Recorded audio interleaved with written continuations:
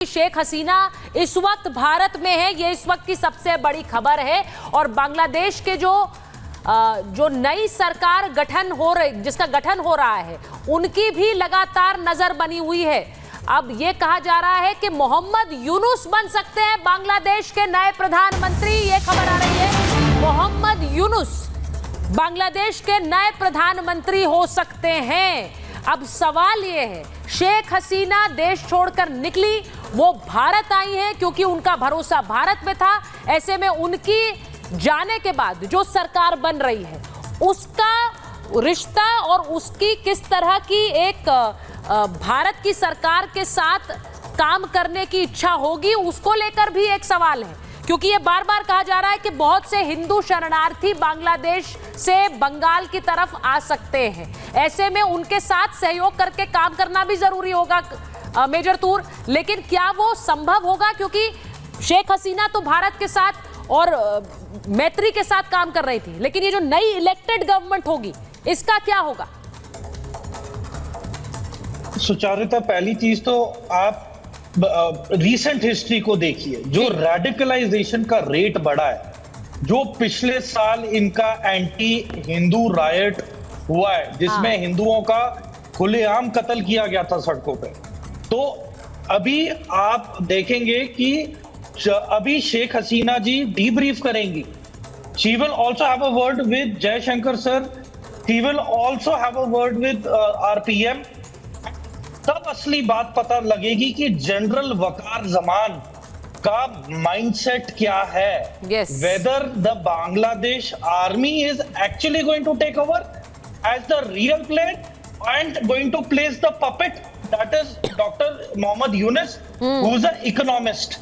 तो वो इनका एज अ पपेट इन्हें प्लेस करेंगे एंड खुद general Waqar Zaman will play the shots, will call the cards. दूसरा देखिए, इनके पॉलिटिकल एग्जाइल्स बहुत ज्यादा है अब्रॉड में, बांग्लादेश में, जब से शेख हसीना की सरकार आई है। तो इंटरनेट बंद और बैन होने के बावजूद जो फंडिंग आ रही है जमात इस्लामी को, और जो फंडिंग आ रही है बांग्लादेश मुस्लिम पार्टी को, तो ये सारी फंडिंग, नेटवर्क, नेक्सस, पैसा ये फॉरेन एग्जाइल्स वाले पॉलिटिशियंस भी भेज रहे हैं, पंप कर रहे हैं। और इनको कौन हेल्प कर रहा है? ISI and Chinese intelligence. Because कहते हैं ना 2.5 फ्रंट वॉर, तो एक फ्रंट पाकिस्तान हो गया, एक फ्रंट चाइना हो गया, और ये हाफ फ्रंट अब इन्होंने बांग्लादेश ऐसे इस्टेब्लिश करने के चक्कर में। तो it is very critical for the Indian intelligence agencies and the military right now to take a very alert stance and seal the borders with Bangladesh with immediate effect, ताकि कोई ऐसा वारदात या हादसा ना हो जाए जिसको हम अभी सिर्फ बांग्लादेश की पॉलिटिकल प्रॉब्लम। देखिए, आपने बड़ी बात कही है। इस वक्त शेख हसीना भारत में है। ये कहा जा रहा है हिंडन एयरबेस से वो दिल्ली एयरपोर्ट जाएंगी। अब वहां से वो उड़ान भरेंगी, कहां जाएंगी, इसको लेकर से स्पेकुलेशन है। इस वक्त कहा जा रहा है लंदन जा सकती हैं, लंदन में उनका पूरा परिवार भी है, तो वो लंदन जा सकती है, ऐसा कहा जा रहा है। लेकिन अभी उसे लेकर अंतिम मोहर लगना बाकी है। लेकिन जैसा हमने कहा कि एक बड़ी बैठक प्रधानमंत्री विदेश मंत्री एस जयशंकर के साथ कर रहे हैं, तो वहां से क्या निकल कर आता है? क्या भारतीय अधिकारियों के साथ किसी भी तरह की मुलाकात उनकी होगी? ये भी एक सवाल है। और अगर ये होगा, मैं एक बार कर्नल नैन आपसे पूछ लूं, जरा बताइए, आपको लग रहा है कि शेख हसीना भारत में है और वो यहाँ रुककर उसके बाद कहीं जाएंगी, यानी लंदन जाने की बात कही जा रही है, क्या भारतीय अधिकारियों से किसी तरह की बातचीत यहाँ संभव आपको लगती है? मेरा मानना है कि इस टाइम पे ऐसी कोई कोई पहले से कोई प्री डिसाइडेड ऐसा कुछ भी नहीं है। नहीं सर, वो तो इस तरह से हुआ कि प्री डिसाइडेड हो भी नहीं सकता। एमबीए के जो अपने एक्चुअल अफेयर मिनिस्टर है जयशंकर जी, वो उनसे मुलाकात कर लेते हैं। हाँ। और लेकिन हमें यह भी देखना होगा, जिस प्रकार से न्यूज आ रही है कि काफी मात्रा में हिंदू जो है वहां से अब प्लान करने की कोशिश कर रहे हैं। मैं आपको बता दूं, आज दोपहर से हमारे BSF के जो चीफ हैं, वो पूरे क्या नाम है, बांग्लादेश के बॉर्डर के ऊपर पूरा अपने सर्वे करने में लगे हुए हैं। इंडियन डिफेंस फोर्सेस भी अपनी तैयारी कर रही हैं।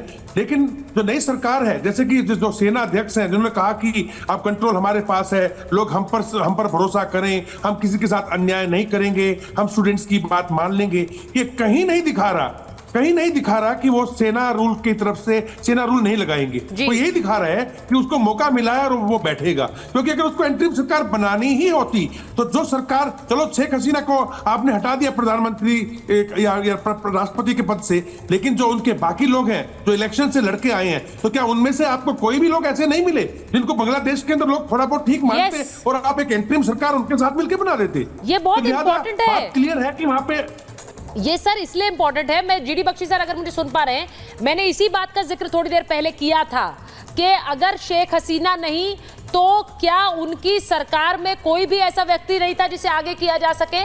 क्या मंशा यही थी कि उन्हें एक तरह से इस्तीफा दिलवाकर देश से बाहर किया जाए और जो बाकी दल है उनकी एक सरकार बनाई जाए, या फिर एक मिलिट्री कू रहे?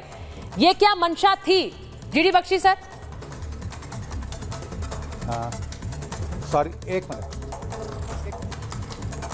सॉरी, आप क्या कह रही थी? Can you repeat the question please? GD Bakshi sir, Sheikh Hasina के अलावा उनके मंत्रिमंडल का कोई भी चेहरा वहां पर आगे किया जा सकता था इस सिचुएशन को थोड़ा सा, जिसमें जो आग लगी है बांग्लादेश में उसको थोड़ा बुझाने के लिए, लेकिन ऐसा ना करके उन्हें हटाकर नई सरकार लाने की एक तस्वीर बनाकर और मिलिट्री कू की भी ये बार बार कहा जा रहा था कि शायद सत्ता सेना ही संभाल ले। क्या ये आपको लग रहा है कि एक पहले से सोच समझकर किया गया कदम था कि इन्हें हटाओ किसी भी तरह? देखिए, नॉर्मली पाकिस्तान की आर्मी भी ये सबक सीख चुकी है कि डायरेक्टली कू करके चार्ज ले लेना, चार्ज पकड़ लेना इंटरनेशनली उनके बहुत खिलाफ जाता है, और इसलिए नॉर्मली वो एक इकोनॉमिस्ट को मुखौटा चुन के आगे कर देते थे। इन्होंने भी यूनिस को मुखौटा चुन के आगे किया है। असली ताकत तो पीछे सेना के हाथ में ही रहेगी। ठीक है, सेना में भी इन्फिल्ट्रेशन हो गई लगती है। आप ही ने अभी फोटोज दिखाई थी जिसमें वर्दी में बांग्लादेश की सेना के जवान वो घुस के वैंडलाइजेशन कर रहे थे प्राइम मिनिस्टर हाउस में, और उनकी तस्वीरें उठा के फेंक रहे थे हसीना वाजेद की। बिल्कुल फिल्ट्रेशन हुई है जमायते इस्लामी की। देखिए, बांग्लादेश में शुरू से पोलराइजेशन रही है मुक्ति जोधास और जो इस्लामिस्ट पार्टीज के बीच में, और ये चरम सीमा पे पहुंच गई है। जैसे मैं फिर बता रहा हूं, हसीना वाजेद ने खुद वार्निंग दी थी, ये बताया था कि मेरे पे बहुत दबाव है फॉरेन पावर्स का कि मैं एक आइलैंड बेस में दूं, मैं चीन को आने दूं, मैं चीन को तीस्ता प्रोजेक्ट दूं। तो लगता है कई सारी एजेंसीज ने मिलकर, जिसमें वेस्टर्न एजेंसीज शामिल हैं, जो दबाव डाल रही हैं। आसिम मुनीर साहब जब गए थे अमेरिका तो विक्टोरिया न्यूलैंड से मिले थे। याद रहे, विक्टोरिया न्यूलैंड वही महिला है जिन्होंने मैदान का कू यूक्रेन में कराया था। ठीक है, आसिम मुनीर का उससे मिलने का क्या मतलब था? कुछ दाल में काला है, इतना सीधा सिंपल स्ट्रेट फॉरवर्ड नहीं है कि मिसरूल हो रहा था तो उनको हटा दिया गया। ठीक है, और तीस्ता का प्रोजेक्ट उन्होंने चीन को देने से मना किया। सर, मैं एक डेवलपमेंट और बता दूं, क्योंकि लगातार खबरें आ रही हैं, उन्हीं में से एक डेवलपमेंट ये है कि भारत बांग्लादेश सीमा पर सुरक्षा बढ़ा दी गई है और बीएसएफ के पूर्वी कमान में मौजूद हैं। बीएसएफ डीजी ने जवानों को निर्देश भी दिए हैं, वहां वो उनसे बात भी कर रहे हैं। यानी भारत बांग्लादेश बॉर्डर पर इस वक्त सुरक्षा बढ़ाई गई है, और ये एक तरह से होना भी था, स्वाभाविक है। जिस तरह की गतिविधियां बांग्लादेश में हुई उसके बाद Bharat Bangladesh border is on high alert, ये भी खबर हमारे पास आ रही है। हम लगातार खबरें आपको बता रहे हैं।